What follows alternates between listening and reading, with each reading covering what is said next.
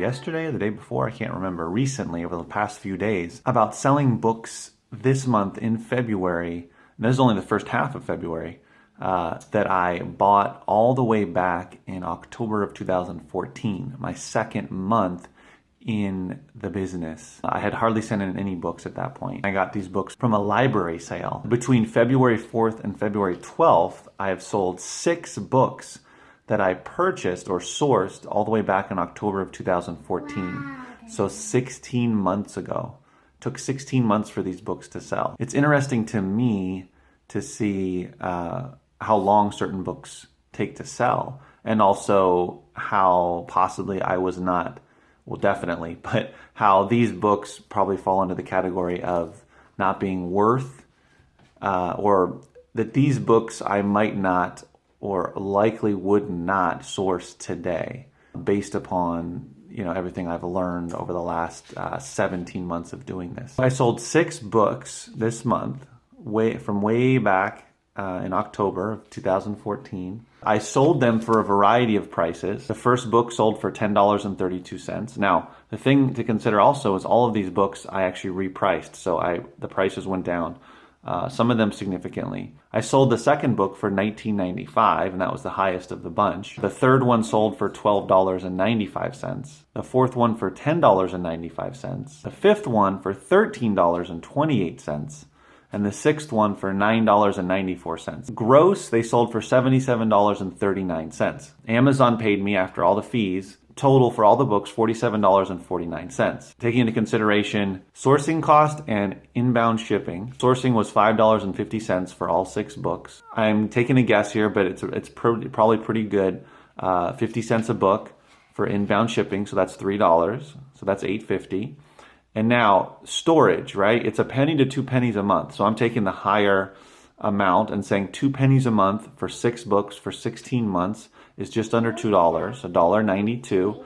So $10.42 with all the money I spent on all 6 books, from sourcing all the way to storing it at Amazon for 16 months. Deduct $10.42 from the total that I was paid, which is $37.27 of profit off of the 6 books after 16 months of sitting at Amazon. A couple of ideas, it's really good to get better at sourcing so books don't sit for so long and end up not selling for that much money. Now, the one that sold for $19.95, that was great. That's definitely worth sitting on it for 16 months.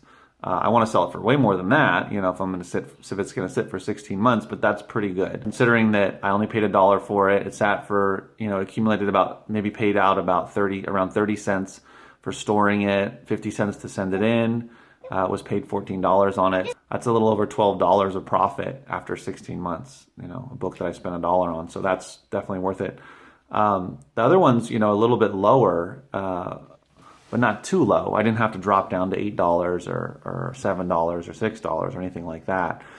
So that's good. I held the prices on some of these after I repriced them. Kind of the first lesson for me is that it's so important to be better at sourcing so that books don't sit for so long. Even though I'm better at sourcing and picking books, I'm still going to pick books that are going to take a while to sell.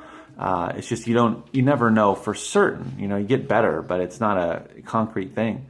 It's just that I am better able to pick books that are going to sell for more money if they're going to sit around, or at least it looks like they are going to. Another part of that is the sales rank. So I averaged out the sales rank for all 6, and the highest sales rank of the books was the one that sold for $13.28, and that was ranked 1,344,000 when I listed it. That was the rank.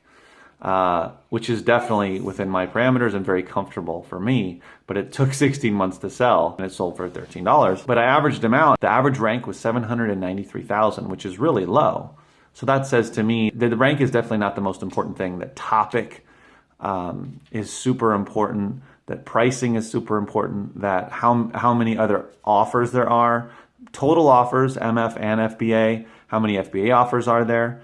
There's other factors that are way more important than sales rank. Sales rank just gives you a quick snapshot, a quick idea about the book and where it sits, but you have to do other things. You have to do other research. You have to look on Camel to see how often it's selling, that sort of thing.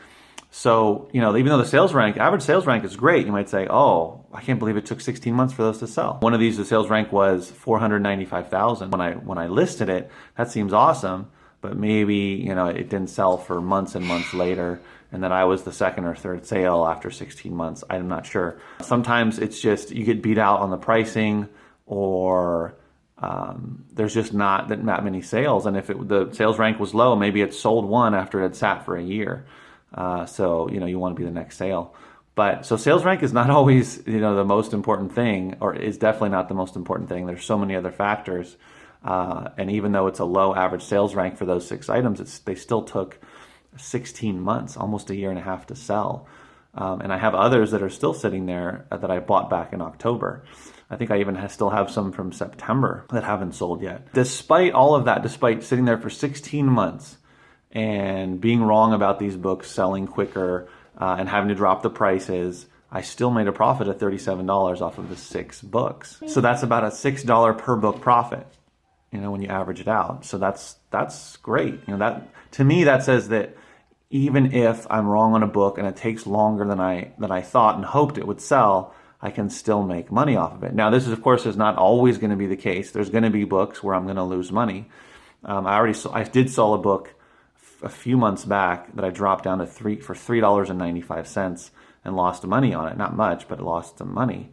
Amazon paid me next to nothing, pennies. Sometimes that happens if you want to just get rid of a book. You can also have at Amazon for 20 cents, I believe, just extinguish the book or whatever they do with it and take it out of your inventory. There's going to be ones that you're going to miss, I'm going to miss, that are going to sit for a long time. But when I first started this, I used to think it's okay if it sits for a year and a half, but once you start sending books in and a lot of them are not selling, start thinking, gosh, that's a long time. I don't know if I can sit and wait a year and a half, 2 years for a book to sell. But the longer I do it, the more inventory I send in, the better I get at sourcing, the less books sit for longer, right? The ones that are going to sell for a lot of money, they're going to sit, those are okay. But, I'm getting better at it. And it's funny how even 6 months in, I was feeling uncomfortable about all these books sitting there for 6 months, thinking, oh my gosh, I can't wait another year, a year and a half for these books to sell. But that's where getting better at sourcing comes in. I thought this might be interesting for people that started out, or maybe people that have been doing it for a while can understand where I'm coming from. Maybe you've had books sitting there for a while collecting dust, and finally they sell. So even though something that's sitting there for a while, it might still be worth it to hang on to that price, maybe drop it a little bit. Just depends. Some of us are more patient than others. Some of us want to turn over books really quickly. And it was weird that all those came in this month. I'm going to see if there's more that come in the second half of the month. It's a good feeling to sell books that have been sitting there for so long. It feels like, okay, finally got those out, keep on sending new ones in. Probably, to be honest, I would rather sell books much quicker, but it happens. It's part of the business. Let me know in comments if you have books that have taken a really long time to sell, if you still made profit off of them, what the sales rank was. Be interesting to know. Remember, keep booking.